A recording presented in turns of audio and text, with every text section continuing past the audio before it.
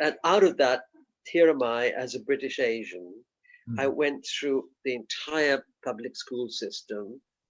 I went to university. I went to Cambridge. So you can say, well, that's ace, and that, what are you complaining about? And I'm not. I'm privileged. A lot of people now criticize all that, but then don't forget we have a prime minister who went to Eton and Oxford, and I don't know whether that helps or not. So I don't know whether privilege is good or not, but some people have to struggle to find their feet, and they do brilliantly, but others have somehow managed to get through it all. And that's what I think I've done. And that's why I'm talking to you. But the jumping off point again was Doctor Who. But I want to make it very clear that Doctor Who is not the be all and end all of my life. Absolutely. Although I love going to conventions and people ask me to go here, there, and everywhere. I go from the biggest ones in America to the smallest ones here in England. In fact, I'm going in about a week or so to somewhere in Chiswick. Oh, really? Now, you may say, why? And I say, well, because there are a group of people there who are fans. And if they get some kind of pleasure about my stories, by the way, I don't sit there to tell them the kind of things I'm telling you. I just tell them about all the brilliant things that happen. Yeah. The achievements, really. And it was an achievement. But it took some doing. The mechanics of it are what we're talking about. The surface it glitters. It's great, why not? But I think it's time now that I spoke about the interior workings. Absolutely. And the background of a show that was created. And a lot of people just don't know that, or if they don't, why should they? It is how many years old? But things start somewhere, don't they? They don't just happen. Humble beginnings. I can be forgiven sometimes for being rather cynical about some people who were involved in that show, who I felt didn't deserve to be there or almost killed it. But then there are wonderful people who I admire tremendously, like Russell T. Davies, who gave it a huge, he injected a new life into it because he was actually a huge fan. We know that. Yeah. And I had the privilege of meeting him at one of these conventions. I'd never met him before. But what was so thrilling for me was that I didn't have to introduce myself. The moment he came up, he just came up to me in the most affectionate way and said, look, I just want to let you know how much I admire you. And I said, oh my God, Russell, you it's the other way around. He said, no, I'm trying to explain to you. He said, I cannot stop watching the first few episodes. And the very first episode, which I'm still bewildered by, but they keep saying, it's incredible. And I said, well, if you think so, I'm certainly not going to argue about it. So there are pleasures in all this, the rewards are there, but you have to find them. Oh, absolutely. So this isn't the last thing I want to ask about Doctor Who, if that's okay. But was there ever any interest in you going back to direct anything? Be it with the new series, be it maybe in the 80s, 70s? Yeah, wasn't there? Well, not recently. No, not since it was taken over by the current people. Okay. It was totally. I think they totally took over, didn't they, and changed it all, especially with introducing a totally new character in the way of a female Doctor Who. There was a time when I would have loved to have gone back, and unfortunately I wasn't invited. Maybe I didn't make enough of an effort. Maybe I should have written a letter, because interesting enough, I did go to Cardiff once to visit, and they gave me a royal welcome. I'm really thrilled because they all kind of stopped. And this is Waris, and Peter Capaldi was then appearing, and I loved him. I thought he was so good as Doctor Who. Now, there's a lot of controversy because we'd had our glamorous intermediaries like Matt Smith and David. The point is, I'm not saying they shouldn't have been there, but the Capaldi character, to me, resonated much more in its eccentricity to William Hartnell. And that was what I considered was the original Doctor Who. But anyway, so Peter was there, and I was taken on set, and it was lovely. And then seeing this huge set for the interior of the TARDIS, I couldn't help laughing. I mean, I'd seen it on screen, but the actual physicality of it, I thought, my God, when we started off, you know, with a hexagonal and it was the print on the blanket. Yeah. So anyway, having seen and then I met this director. It was a young lady and a young woman, and she was, I think she was American, but she said to me, you know, I actually fought to get here. She said, I wrote endless letters saying, I'm a film graduate, I've done this, that, please consider me for directing. And obviously it resonated, and they were using her, and she was working on it. So I kept thinking, well, I'm a bit late now. Maybe I should have been writing pleading letters as well. But I didn't quite get round to that. But no, I would have loved to have gone back, but I wasn't asked. So that's the answer. Absolutely. The reason I think especially, so sorry, I think especially now when they're focusing a lot more of the nostalgia of the very early show, I don't think it would be that difficult at all for you to just slip right back in there. I'd watch the hell out of that. That's all I'm saying. No, well, look, I mean, I don't know. It's going through all sorts of permutations from what I gather at the moment. Nothing's been resolved. They're still talking about whether, you know, they're going to change the cast and how it's going to be done. For me, to be honest, when it got to the point where the current lot, where the main character then had 4 companions, and it just literally disseminated, it dissolved the concentration, because how do you deal with 4 separate characters? The whole point was someone who knows or thinks that the mystery factor has somebody who's trying desperately to keep up and find out how to survive next to this incredibly eccentric, inhuman person. That seemed to get lost. So 4 people are now running around in jeopardy, but is that what the concept really was? That's my question. The original so sorry. Yeah, go on.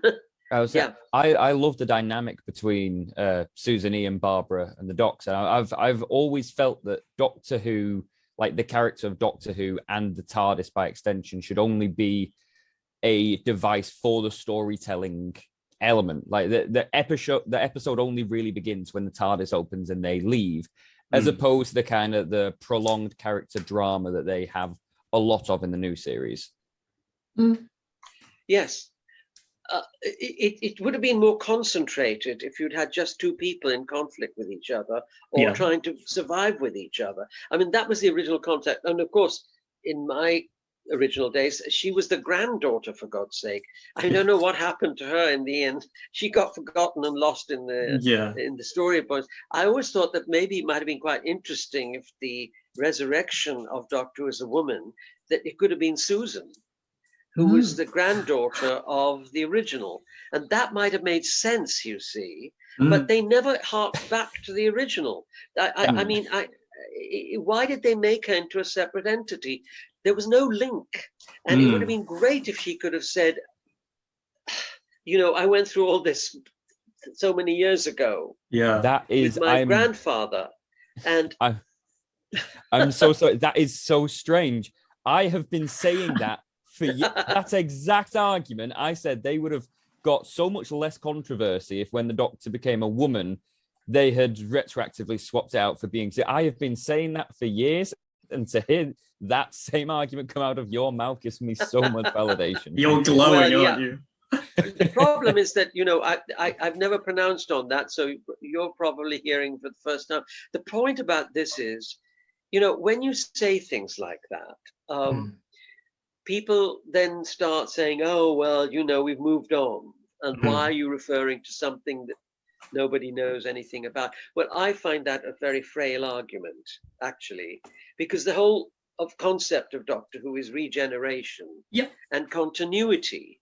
And for me, I have to say that there was a lack of continuity as it continued.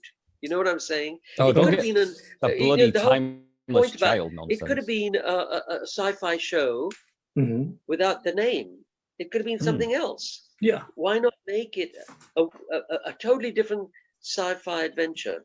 Why use the name Doctor Who when it came from somewhere? I mean, this is where the Americans actually followed through with their Star Trek. You know what I mean? They brought in new generations, but they had links. They kept very much that spirit they were very the same. Careful in their narrative as to how they continued the story to maintain the interest in their fans. At the point about fandom as such, people who are enthusiastic enough fans, the reason they stick with it is because they identify with certain aspects of what they're looking at. And there should be a kind of continuity. However much the stories change, however much, we want to go off elsewhere. But I felt that was lacking, to be honest. Yeah. And the original concept kind of disappeared. And that's why I like Peter Capaldi so much. A lot of people said, oh, well, we miss Matt Smith. Yeah, Matt Smith was great, but he could have been the absent-minded professor in any drama. Capaldi is far more akin to the earlier, same for me. Capaldi's a very, very clever guy. He's a very good actor, and he stuck to his concept. He said, I don't want any sex between myself and my assistant. I don't want any reference to that. And he was absolutely right, because before that, there were all sorts of implications. And the cliche of that is that in most cliche dramas, you have two protagonists. You have a policeman and his assistant. He's a guy and she's a woman. You never quite know whether they're going to get together after they've solved the latest crime. That is the format. But that should not be the format in Doctor Who. Yeah. You should not I agree underscore it with potential sexuality, which is what happened in the David Tennant episodes. Yeah. I feel Doctor Who in the modern years got it drew too much attention to itself, with the Doctor being this big mysterious figure. As I said, it should really be a storytelling device to tell other stories. I think as soon as you start telling stories about the Doctor, you're answering questions that are better if it's kind of left unanswered. Yes, I absolutely agree. All the externals that they have to deal with, the threats, the adventures, the ability to escape mortal combat, should still be external compared to what's going on inside him or her, which we do not ever understand. There should be a kind of mystery to that person. Absolutely. Very early on, the Doctor Who, when we had Bill Hartnell, we even made him into not only just an eccentric old man, but he was capable of violence to his own people, to the Barbara. And, do you remember that sequence where he almost, in their escaping, he was willing to let them behind? Now, the point is this.